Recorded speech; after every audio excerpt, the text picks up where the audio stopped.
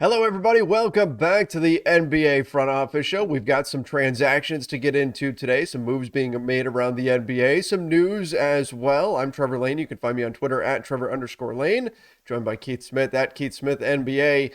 Keith, I want to start with a positive. There's so much negativity, especially in the world that I'm living in right now. There's so much negativity.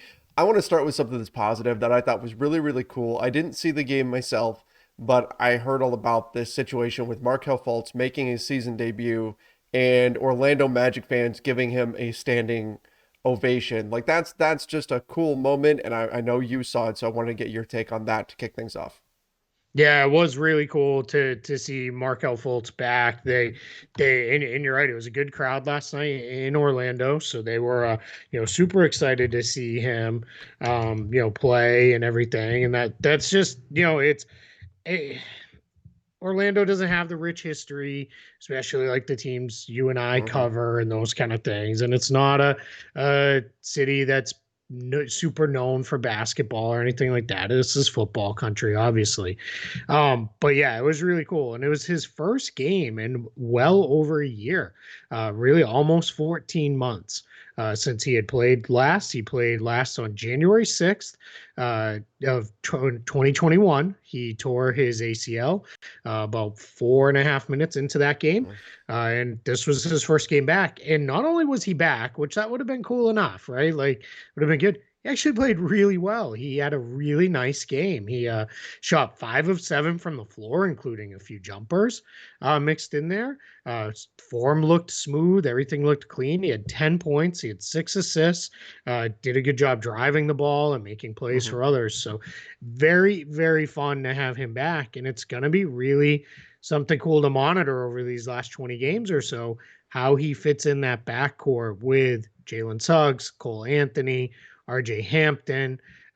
Their bench, this was just kind of comical last night, was Fultz, Harris, Ross, Hampton, and Chumo Kiki. Chumo Kiki was the big, I'm doing air quotes around that for those who can't see me, in that lineup at about 6'7" or so. So that's it's just they're gonna play a bunch of guards and see what it looks like the rest of the way and see how those guys fit together and determine who's the future. But yeah, Fultz looked really, really good. So really happy to see him back.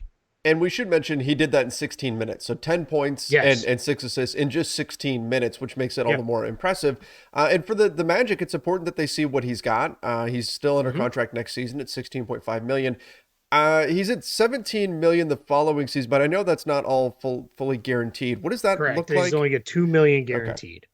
So Yep. they're going to have some decisions to make with him because if he's able to show something, and maybe even if he looks like a piece moving forward, that's a kind of contract that's got some trade value too. So Sure. what he does from here on out can actually be important for some of the decision making for the Magic this summer. Yeah, or even if like let's say you decided we like the fit of him and Suggs better Hmm. together than Cole Anthony. Maybe Sure. Cole Anthony before he becomes extension eligible, you look to trade him or something like that. So yeah, the Magic have a lot of options. I am by no means trying to say that the team here, my adopted hometown team, is good because I'm not going to try to say that, but they have pieces that are pretty good. Suggs had actually tied his career high last night with 10 assists. He's really starting to, put things together. He looks more point guard-ish than off ball, which Hmm. is also kind of interesting to see how that comes together with this because a lot of their guards are looking a little bit better on ball than off ball right now.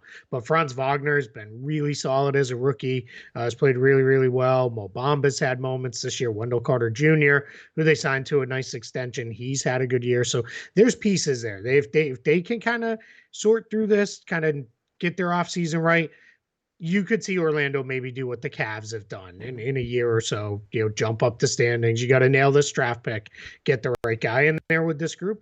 But they're looking promising moving forward. And that's I didn't even mention Jonathan Isaac, who Yeah. hasn't even played, a second this year. And we'll see. It's starting to feel like maybe we won't see him at all this year. But if we don't, he's still only going to be 25 at the start of next season. Like that's how young It he is. So I mean, this team is just super duper it young. feels like he's been in the league for like 10 years at this Yeah, point. But it does. but Yeah. Jonathan Isaac's certainly an interesting piece, and I hope he can come back and get healthy because he's shown so many flashes. Interesting, Hmm. interesting player. Got to keep an eye on. But let's Yep. move on to another, I think, kind of cool story, positive thing here. Isaiah Thomas.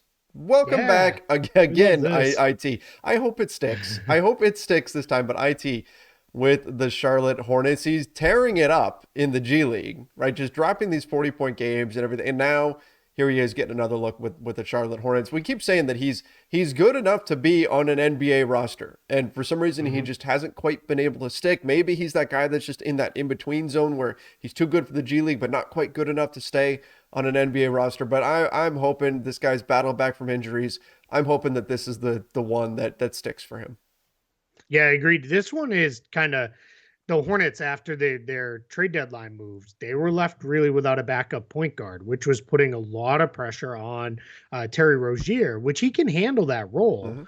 but he's also their starting two guard. So they were really, I think, pushing him and LaMelo Ball more minutes than they're comfortable with, because then I think their hope was, all right, maybe James Bouknight is ready for some more on-ball reps. We can kind of push him into that. Maybe we can get a little bit more out of Cody Martin as a ball handler. Clearly, I think maybe they'd think differently if Gordon Hayward was healthy, but he isn't healthy. So they're left with, it's really Rozier and Ball as their only guys who can set up the offense. So getting Thomas in there will give them another guy. And I think because of that, maybe, as long as he's okay. It's funny because people were like, well, he doesn't play Mhm. any defense. And I was like, so he's He's a a perfect perfect Hornet. fit for the Hornets They don't play then. defense. Right?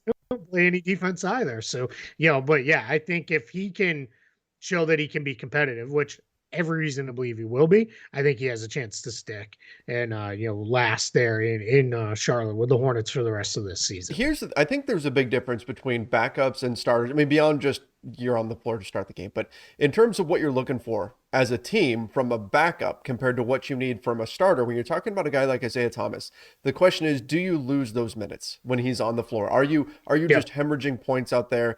That's what you can't have. But if he can come out there and give you enough of a scoring punch to where you can at least stay even, the Hornets are happy with that, right? So it's not so sometimes Yeah. it's easier to overlook the particular flaws of any given player. And with Isaiah Thomas, it's defensive. If they can just produce enough to stay even with whatever their opponent is Hmm. at. So it's kind of a different bar that you're trying to clear if you're a reserve for a team compared to a starter that maybe is expected to get out there and be the driving force that wins you the game.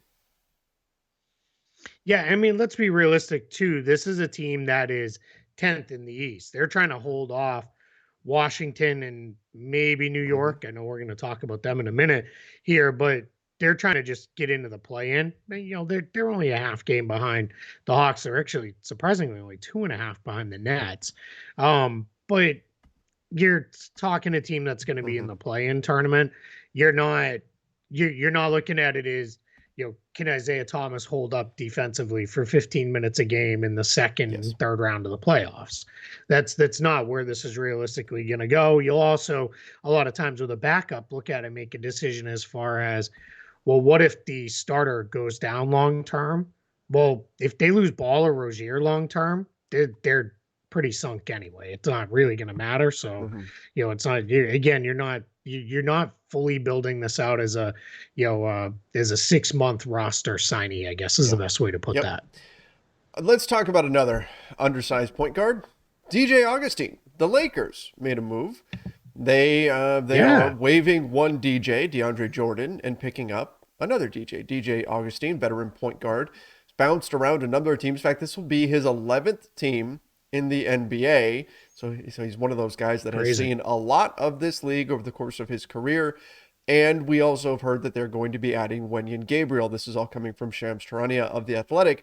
Let's start with the waiving DeAndre Jordan piece, though, because there is another team that's tied in there, and then we can get to kind of DJ Augustine. So the Lakers decided to part ways with DeAndre Jordan. A lot of people thinking it was kind of funny that the night before he threw a pass ridiculously over the intended target, like into the stands. He throws this pass, and people are saying, "Oh, that's when the Lakers decided to cut him, is when he threw that pass." But they're going to waive him, and I had a lot of people on Twitter, particularly we saw John Hollinger do this, say, why didn't, if you're going to waive him, why didn't the Lakers try to just pay somebody to take his salary?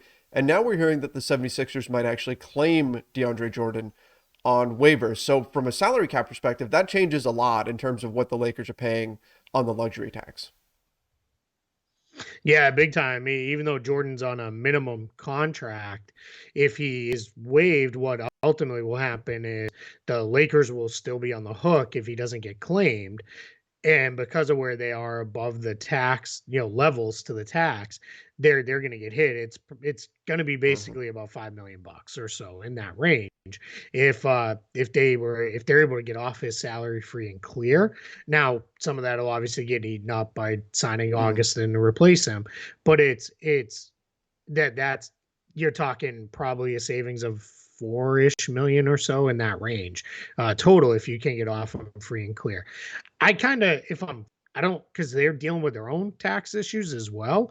Unless you're really concerned someone else is going to come in and sign DeAndre Jordan, why wouldn't claim him? Let the Lakers eat that hit, and then you sign him yourself, later, because then you can sign him for just a prorated minimum, and you don't take the full salary hit on for it, and you save actually some tax money. But if they think another team may slide in there and say, hey, we really want DeAndre Jordan, then, I guess, you claim him if that's what your worry is, because we get it, right? They since they made their moves, they don't really have a backup center anymore after trading Andre Drummond. So apparently they're going to keep cycling through former Lakers centers it's the here. third in a row. Marc Gasol, I guess, doesn't want to come over, right? He doesn't want to come back to play for Philly. So, I don't think Shaq's in good enough shape to pull it off now. So, yeah, in the end, fine. If you're Philly, take this shot.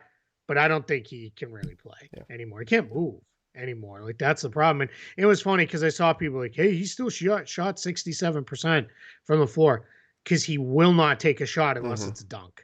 Like, now, like it's rare. Like, he doesn't even go to the jump hook anymore. Like, it's got to be a dunk or an extremely easy layup for him to take it now. And 67% on a whopping 2.8 shots per game. It's just like that. My bigger problem is the defensive end. He can't move his feet, can't step out and hedge. He can't do any of the stuff that he used to be able to do.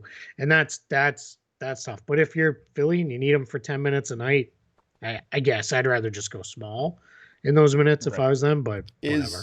Is he better than Willie Cauley-Stein? Yeah, I don't know. I think that's the decision, right? That's kind of the question you're asking. Yep. Yeah. And they've got a couple kids, but clearly they're trying to win a championship. So they're not in the development of, hey, let's play Charles Bassey or Paul Reed, and, we'll sort through it. I have no huge issue with it. It's just, I certainly wouldn't claim him if I was Philly. It just doesn't make sense to go that route. So let me try to connect some dots here, because I've got this theory about what may have occurred here. And this is complete, just guess by me. But DeAndre Jordan is a Doc Rivers guy, right? I mean, they've got history.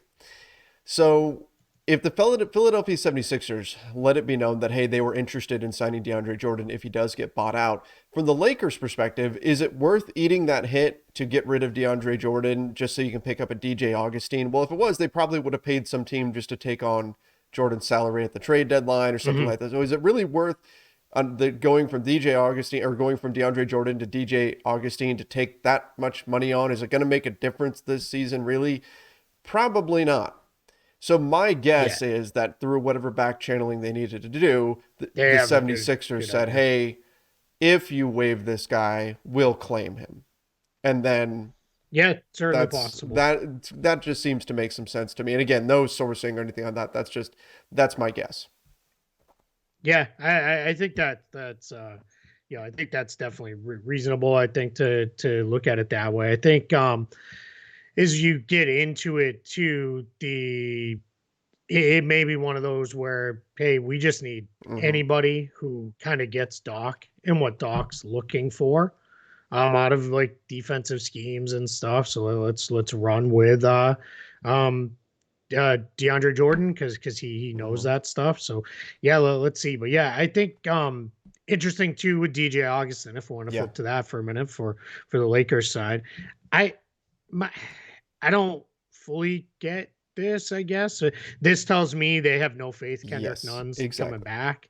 Because why would you do this otherwise? Avery Bradley's also been out for a while now. What, a couple Hmm. weeks at least? It's going on. So whatever's happening there. And my guess is they're looking at it as, hey, we need somebody to come in so that it's not Russ for 32 minutes a night.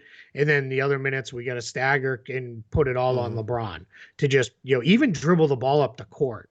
Because when I watch them, it's pretty rare that it's anybody but one of those two even bringing it up court. And, so just getting another guy who can even just do that, get you in your offense and go like that, that'll have some value. Because you gotta start finding ways, if you're hopeful to be competitive at all in the postseason, you got to start finding ways to take some of the load off Hmm. LeBron's plate.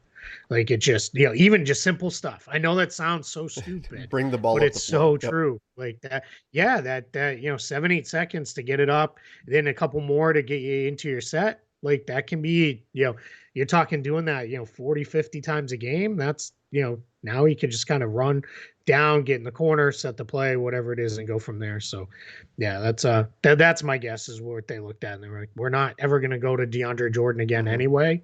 So let's just run this one. I haven't seen yet. You're obviously the Lakers guy, so maybe you've seen. I haven't seen if it's gonna be Sekou Doumbouya or Mason Yeah. Jones for Wenyen Gabriel, because that's the other thing. He's coming in on a Right. two-way. So but I haven't seen who they're I looking at haven't yet. either. I've been looking for it as well, and I have not seen it. I do want to mention, just like DeAndre Jordan is a Doc Rivers guy, DJ Augustine is a Frank Vogel guy. Played for him in Yep. Indiana, played for Yep. him in Orlando as well. But moving on Yep. to Wendy and Gabriel, they pick up on a two-way contract. This is the kind of guy that I guessed the Lakers would probably go after. I didn't know that it would be at the expense of one of the two-way guys, but 6'9", relatively switchy wing that can do some things for you. Yep. Just shy of 25 years old. So this makes some sense. Just take a flyer on somebody, see if there's something there, maybe something that you can use perhaps this season, but probably looking ahead to next season as well. Yeah, the challenge is, and just to we're all clear on the two-way rules. This will be a 1 year Hmm. two-way Right. contract, not a 2 year, because he's in his fourth year. So this is his actual last year of two-way eligibility. So if you're the Lakers, yeah, get him in. I mean, I loved, going all the way back to the beginning of the season when they took the shot on Sekou Hmm. Doumbouya. I was like, oh, this is great. Take a shot. But then he got hurt, and it was like, hasn't shown enough. So if that's where they go, and I'm not convinced Mason Jones is an NBA level guy. So yeah, if you can get Wenyen Gabriel in just to help you for the rest of the regular season, and that could be even one if he comes in. Let's say he comes in and pulls like a Stanley Yeah. Johnson and plays well enough where you kind of like him. So then you waive somebody like Wayne Ellington or something like that, before the playoffs start, and you give Gabriel a standard contract and move on for the Yeah. rest of the year. Exactly. Exactly. Okay. Let's move to the Knicks. The Knicks and Mitchell Robinson. Not close on an Mm-hmm. extension currently. So we need to get into this. Keith, before we came on, you and I were talking about what he could get at the maximum. And then what does this mean moving forward for this situation? So you talked, it's a little bit different. I said it used to be 448. Now you say it's what? It's four, I believe you said 55 is the most that you could get. Yeah, it's almost 56. Yeah, it's 456 point or Okay. 55.6. For reference, if anybody wants to go to Spot Track, look at what Dorian Finney-Smith's contract looks like, and it would be the exact same numbers. Dorian Finney-Smith just signed his extension with Dallas. It'll start next season, but kicks in at the max money he could get. So 12.4 million next year. How it works, just tenet of the show is Hmm. education, right? So is you take the average projected salary for this season, it's about 10.3 million. You do 120% raise off of that for a player in the position that Robinson is in, because his salary is below that average salary. And then that gives you the bump to that 12.4, and then you do your raises off of that. So 12.4, 13.4, 14.4, closing out 15.4 for Finney Smith. Now Finney Smith got a trade bonus on there. You got a player option on the end. I don't know about all that. That seems a little Hmm. bit much, but Mitchell Robinson, still a pretty young guy. And I think all along the Knicks' hope was, yeah, we'll have that. I call that the Dinwiddie Hmm. extension. Others call it the Josh Richardson extension because he did an extension like that once upon a time with the Miami Heat. But I think the Knicks' hope all along was, yeah, that's what we'll get him on at the very least. We'll be able to do that. But Mitchell Robinson had a interesting tweet. Did I you see didn't. this? All right, let me find it here real quick. Hopefully I can. But he was not happy on Twitter last night. Um, I'm pulling it up right now here. yeah, I had it up, and of course, Twitter refreshed on me, so now I've lost it. But anyway, well, I'll find it. But he basically was like, yeah, hey, you just run up and down the court like all game long, and and then see how much you like it. And then he Oh, finished it off with I found it. did Yeah, you okay, find here. it? So here it is. Yeah, go ahead. So Knicks Nation said all for re-signing Mitch, but if he's pushing for more money, you explore sign and trade with him. There's a reason why he's pushing the narrative that the coach is holding him back. He's just trying to get paid. Show us more of this offensive game you claim you have. He saw this and responded to it and said everybody knows when everybody gets involved in the ball moving and everybody touching the ball, the energy and effort goes to another level.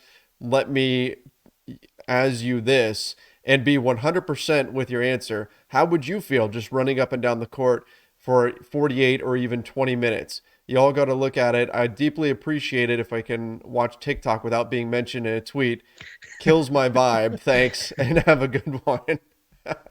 The last part was That is funny. pretty funny. But it's that middle part where obviously he's Hmm. not thrilled with his place in the Yeah. organization. And let's go back to prior to the season, the Knicks had a team option for him.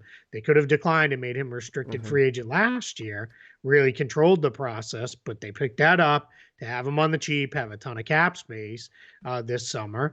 And now they're in a position where, all right, now you've used up all that cap space. Now he's an unrestricted Hmm. free agent. And in a pretty poor free agent class, he could all of a sudden look pretty good. Now, he hasn't expanded his game really at all. He's basically kind of the same guy he's been since year one. With he doesn't block as many shots anymore. Rebounding has gotten a little bit Hmm. better, which maybe he's not chasing blocks like he used to. Those kind of things, but. No, remember we saw those videos of him, shooting 3-pointer after Yeah. 3-pointer.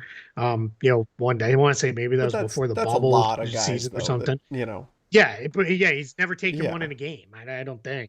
Yeah, he's still in 4 years. He hasn't taken one in a game.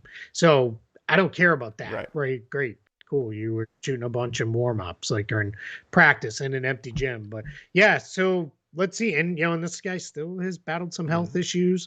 He's been in and out of the lineup a lot in his first few seasons. So I don't know where this is going to go. But my guess is because he'll be 24 towards the end of this season.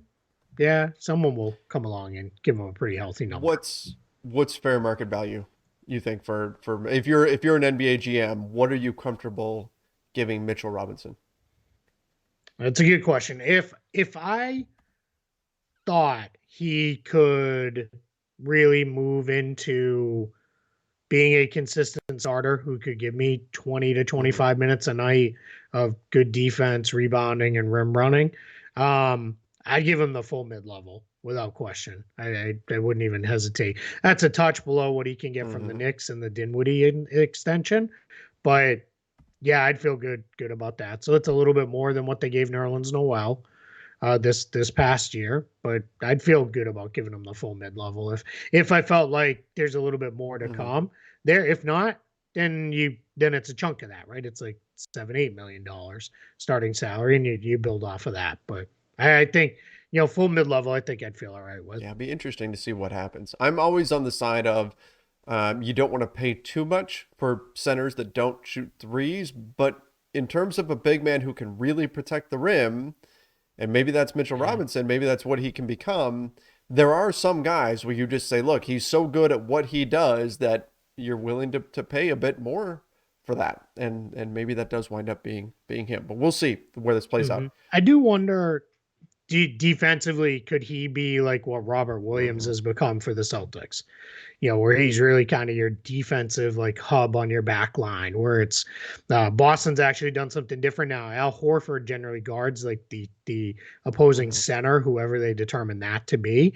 And then they've put Williams on the weakest shooter because Brown, Smart, and Tatum are virtually interchangeable defensively. They can cover 1 through 3 without any problem, really, even all the fours in the league. So what Boston has done is they put Williams on the worst shooter, and then they let him kind of Hmm. roam.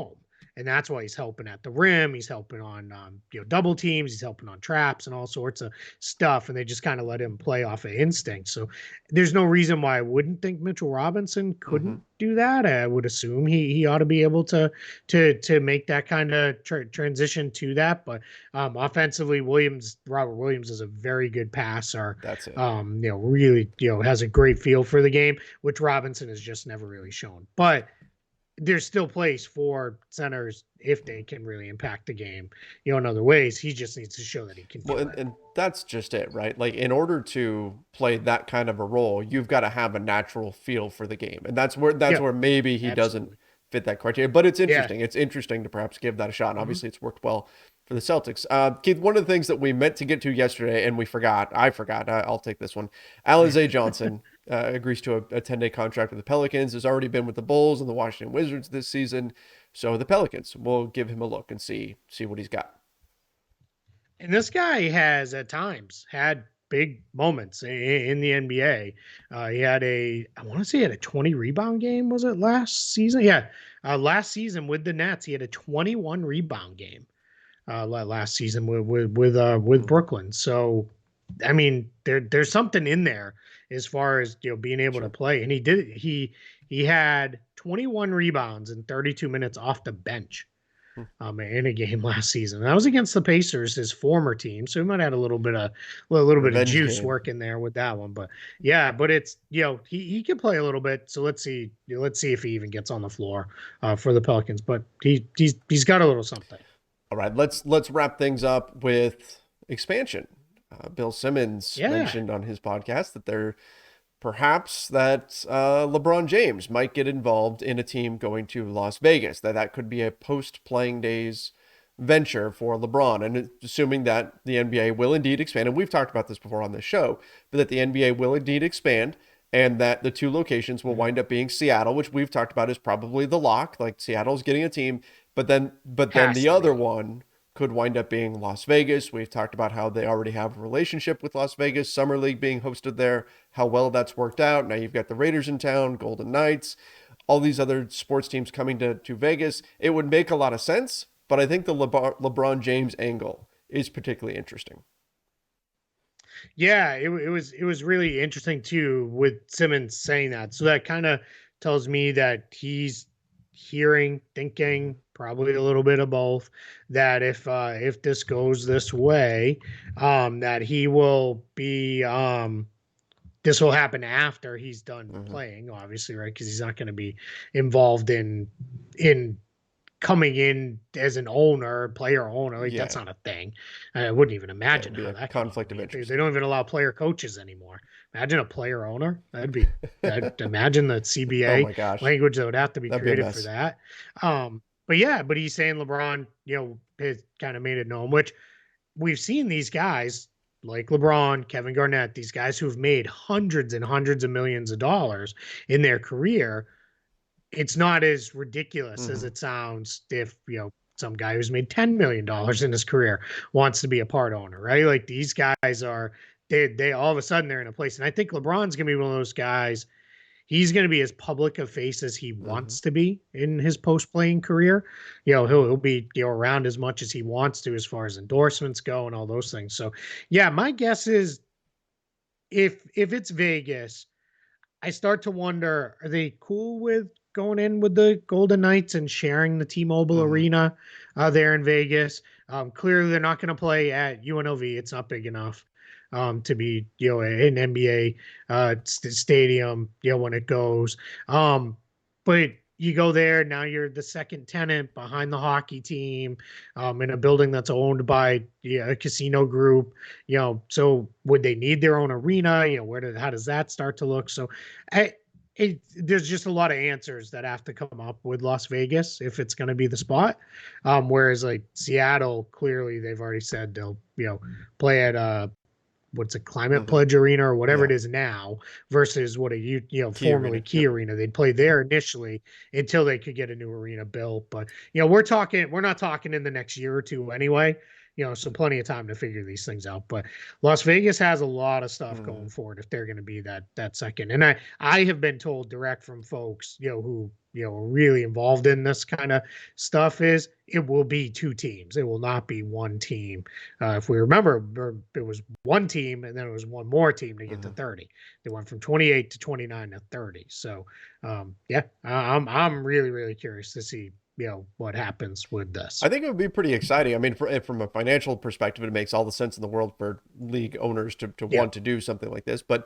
And there's enough talent in the league now to do it as well. So it would be interesting to see what happens if they go down this path, and LeBron could certainly be involved. And the first thing that popped into my head is, oh my gosh, every player on the team will be a Clutch Sports client. And then what does that look like? Oh man, that'd be something. Yes. Right? Yeah. Well, it just, without getting super into it, I believe bylaws is he would have to give up his ownership, but we all know how that stuff goes, right? He'd yes, I've sold my ownership of the agency. I technically don't think he's actually an owner right now. He's I don't think he can, or whatever it is. Yeah, it's. I mean, we all know where this will go. So yeah, it'll be it'll be something. But yeah, it's one other thing I want to leave with before we go, just because I was looking at this. There are a ton of awesome games this week, but a lot of them are not on national TV. They're on League Pass, because we're still in this, like, gotta have the Nets on national TV, gotta have the Knicks on national TV. Not trying to twist the knife, but gotta have the Lakers the Nets, on national please TV. Take the Lakers off national TV, please, so we can stop getting so much attention. But the Nets actually just got bumped too off TV by the Grizzlies, because John Morant does superhuman things every night. Yes. Yeah, but there's still a bunch. But there's like a Heat Bucks game that's on League Pass. I want to say it's Bulls Bucks is on League Pass this week. So make sure you get your League Pass. They've lowered the price on it. You can get it pretty cheap. Yeah, for the rest of the season. So there's some really, really awesome games coming down the stretch. And I'm gonna make a little prediction here, and I'm doing this off the cuff. I think the Bulls are gonna start to really slide in the standings. Their schedule is killer the rest of the way.